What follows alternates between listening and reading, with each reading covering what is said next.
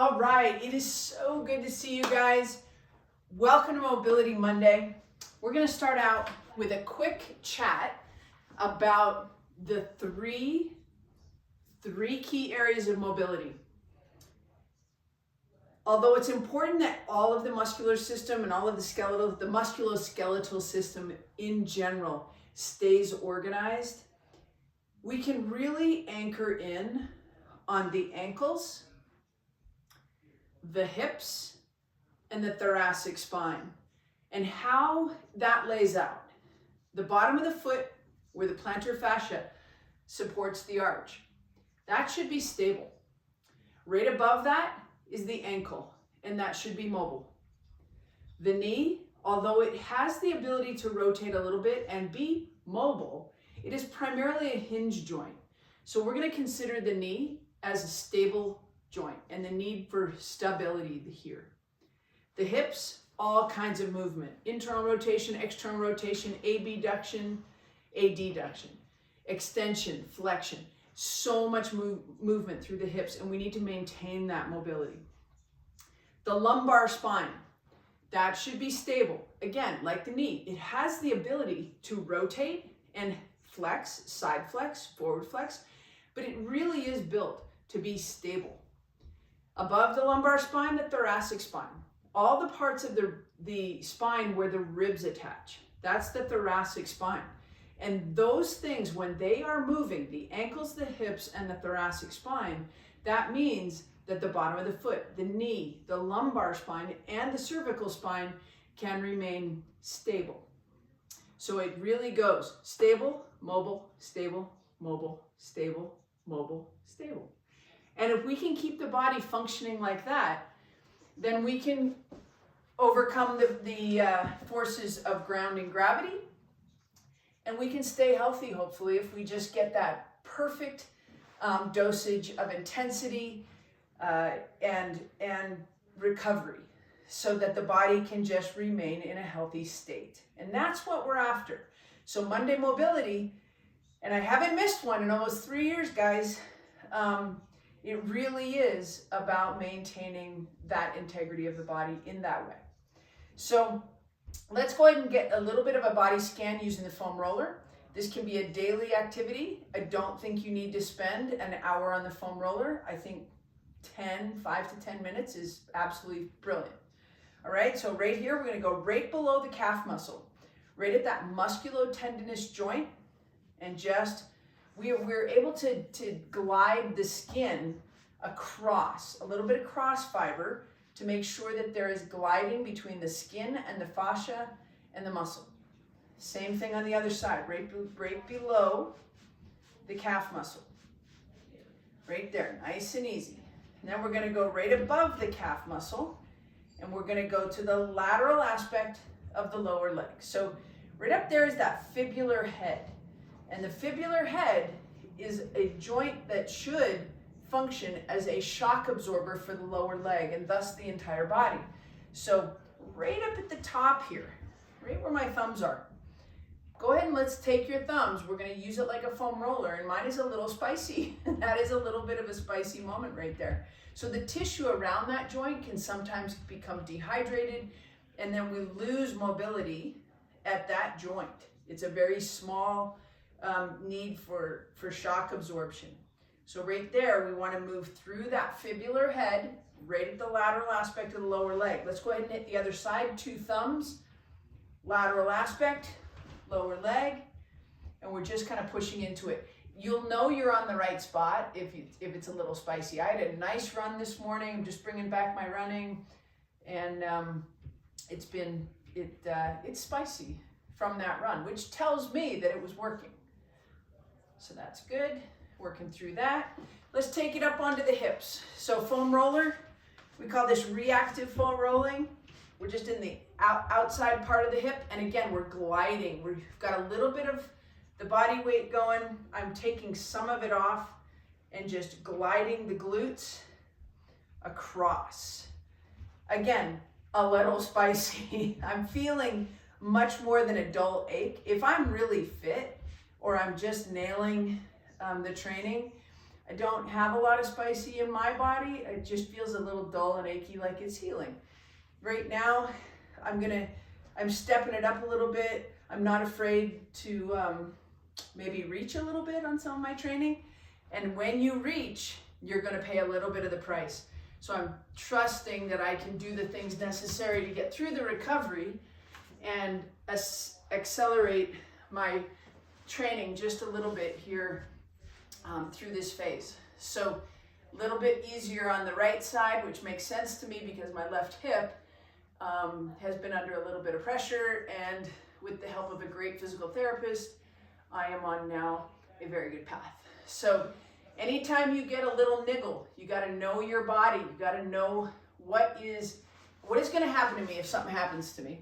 It's usually going to be my left hip, and if it is, and I really, when I called the physical therapist who I know is capable of helping me with my issue, it's been 7 years that since I've needed help there. So I'm pretty happy. Let's go through that upper body and through that thoracic spine, working through some nice extension, and then a little bit of toggle side to side. We want more motion in the thoracic spine than we do in the lumbar spine. Nice and easy. You're not going to be better if you get more motion in your lumbar spine, because in some ways, as soon as you start adding motion where there shouldn't be as much motion, other parts of the body will make an adjustment as well. So if all of a sudden my lumbar spine becomes very mobile, what do you think is going to happen to my thoracic spine? It's going to become more stable, and I'm not going to get that same amount of motion through here, right? So let's go ahead. We just did all the back side of the body with the foam roller. We did the calves, we did the back of the butt, the glutes, and then we did the thoracic spine. And that's a good little session of foam rolling. So let's go lateral, half kneeling. This is a half kneeling position. This is lateral. Both feet nice and straight. That one is coming right at you. 2 hands on the ground. We're just going to rock back and forth. Get a little motion through the hip. Get a little stretch and motion, mobility through the adductors, the inner thigh. Just nice and easy. Back and forth. We don't want to reach for end range when we're doing mobility. We just want to move. Might want to play a little bit through, like, what is my end range? For me, it's right about there. But I'm not going to push beyond it, and I'm not going to test it. Okay, let's go to the right. 2 hands forward, foot flat on the ground and facing forward. We're just going to rock back and forth. It would be weird, guys, if you were completely symmetrical. So if there's no problem and your training is ascending, that means you're able to do all of your training and recover from it, then we know you're probably in a pretty healthy state. It doesn't mean we need to get right side, left side to be exactly the same. Good. And good. All right, let's go back to the lateral half kneeling on the other side and start to work through some thoracic motion. So we're just going to take if the left leg is out, we're taking the left arm, and we're going to reach it under the right, sink the hips back just a little bit, and then just reach up and look at that arm. 2, we're going to go 8 of these. Last week we did 5. 3, reach. 4, reach. 5, 6, 7, one more, and 8. And you can see I worked with a little bit of rhythm and timing. We want to move together, all right? So once you set a cadence, you want to stick with that cadence. All right, right leg is out, foot's forward, right arm under. Push the hips back just a little bit. We're going for 8. 1, 2, every time you reach your underneath here, you push your hips back just a little bit. 3, 4, 5, 6, creates a little bit of heat. 7, one more, and 8, and good. So even though the focus was on the thoracic spine and the big reach was in the thoracic spine, we were definitely creating a little bit of distraction and getting more motion in the hips. So let's go into a wide stance. We'll call this 2 times shoulder width, okay? And from right here, we're just gonna toggle the hips behind the heels and then the hips in front of the toes. So just toggle back to front, and that's working that hip hinge, okay? So pull the ribs off the hips, push the hips back behind the heels, and then let the hips come in front by the toes. Just toggle hips back, 2, back, 3, 4, and 5. We're going for 8, 6, 7, one more, and 8, and great. So we start to work that hinge, that extension, and then that little bit of flexion through the hips. Same thing here, we're gonna weight shift left and weight shift right. 2, just nice and easy. 3, staying almost still here. 4, 5, good. 6, 7, much easier for me here. 8 than it's been, that's for sure. Good, and that's 8. We're gonna take all 10 fingertips. If you put all your fingertips together and you pull your palms apart, in foundation training, we call that the sphere of tension. This would be a half sphere of tension. We're gonna push the hips back. I've gotta go a little bit wider, and to be honest, I'm gonna go ahead and use my big foam roller because 9 days out of 10, I can hit the ground, but I haven't been able to lately because of the hip. So it's coming, I'm getting closer, but you can feel free to use a prop, okay? So right here, we're gonna push the hips back and the hands to the ground and then come right back. So we're starting to get a little bit of a reach, okay? 2, we're gonna go 8, 3, very simple things. 4, we don't have to have Cirque du Soleil going on in your house when we do Mobility Monday. 5, I think that's why it's easy to keep up with the work, because what we're doing is accessible. Good, from right there, nice. Okay, so we're gonna grab a knee. So we'll end up standing on one foot and just a nice easy knee grab. All right, so let's work together on that. Hold the ribs off the hips, right knee grab, left knee grab. Then we're gonna grab the ankle. We're gonna let the knee flop out to the side. Grab the ankle or the shin. Same thing, other side. Let's try that again. There it is. And then we're gonna grab the foot to the back. Same thing, other side. Foot to the back. All right, knee, knee, shin, shin, foot, foot. Get this out of the way. Okay, ready? Here we go. Knee, knee, let the knee flop out.